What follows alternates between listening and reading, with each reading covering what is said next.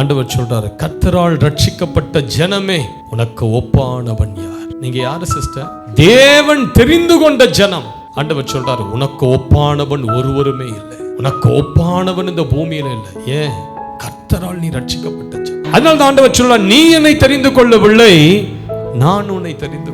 எங்க அப்பா அடிக்கடிக்கு சொல்லுவாரு, அவருடைய சின்ன வயசுல எவ்வளவு மரண போராட்டங்கள். ஒரு முறை ஒரு பிரிட்ஜில் ட்ராக்ல நடந்து கொண்டு எங்க அப்பா போய் கொண்டே இருக்கும் போது திடீரென்று பின்னாடி ட்ரெயின் சத்தம். ஒரு பிரிட்ஜ், அது குதிச்சா கீழே பாலம். எங்க அப்பா அப்படி குதிக்க தயாரா அப்படி நிக்கும் போது எங்க அப்பாவுடைய நண்பர் கூப்பிட்டு சொல்றாரு, எங்க அப்பாக்கு முன்னாடி போனவன் குதிச்சிட்டான் கீழே. குதிச்சவன் எலும்பெல்லாம் உடைஞ்சு போச்சு. எங்க அப்பா அப்படி குதிக்கலான்னு இருக்கும் போது எங்க அப்பாவுடைய நண்பர் கூப்பிட்டு சொன்னாராம், கோபால் கோபால் குதிச்சிராத குதிச்சிராத, ட்ரெயின் பக்கத்து ட்ராக்ல வருது, குதிச்சிராத. எங்க அப்பா சொல்றாரு, அவன் குதிச்ச இடம் கொஞ்சம் சேரா இருந்தது, அவன் கால் எலும்பு முறிவோட. நான் குதிச்சிருந்தா கற்பார நான் செத்தே இருப்பேன். அந்த ஒரு நொடிதான் என் நண்பர் என்னை கூப்பிட்டு அதை விட்டு இருந்தா நான் செத்து இருப்பேன். எங்க அப்பா சொல்றாரு, அப்பவே சின்ன வயசுல செத்து போயிருக்க வேண்டியது. எவ்வளவோ தருணங்கள். ஒரு முறை தண்ணியில விழுந்து தண்ணியெல்லாம் ஆல்மோஸ்ட் குடிச்சு எங்க அப்பா சாகுற தருணத்துல எங்க அப்பாவுடைய பெரியப்பா அவர் வந்து முடிய பிடிச்சி தூக்கி காப்பாத்திரு. எவ்வளோ முறை எங்க அப்பாவுக்கு ஆக்சிடென்ட், உடம்பு ஃபுல்லா எங்க அப்பாவுக்கு எலும்புகள் நொறுங்கி இருக்குது. எவ்வளோ முறை பயங்கரமான விபத்துக்கள், மரண போராட்டம். எங்க அப்பா தான் சொல்றாரு, ஏன் நான் இவ்வளோ பிடிச்சி இந்த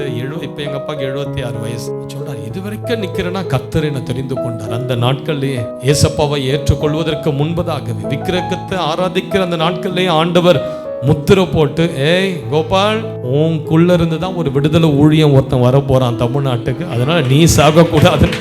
எங்க அப்பாவை கர்த்தர் முத்திரை போட்டு வச்சார். அதுதான் கர்த்தர். உங்களை ஏன் தேவன் வச்சிருக்கிறன்னா, உங்களுக்குள்ள இருந்து ஏதோ ஒரு மகிமை வெளிப்பட போகுது. உங்க வீட்டிலிருந்து ஏதோ ஒரு தீர்க்கதரிசி எழும்ப போறான். உன் வீட்டிலிருந்து தேசத்தை ஆளுகிற ஒரு அதிகாரி புறப்பட்டு வரப்போறான். உன் வீட்டை தேவன் முத்திரை போட்டு வைத்திருக்கிறார். இது வரைக்கும் உன் வீட்டை ஒரு சங்காரம் தொடல.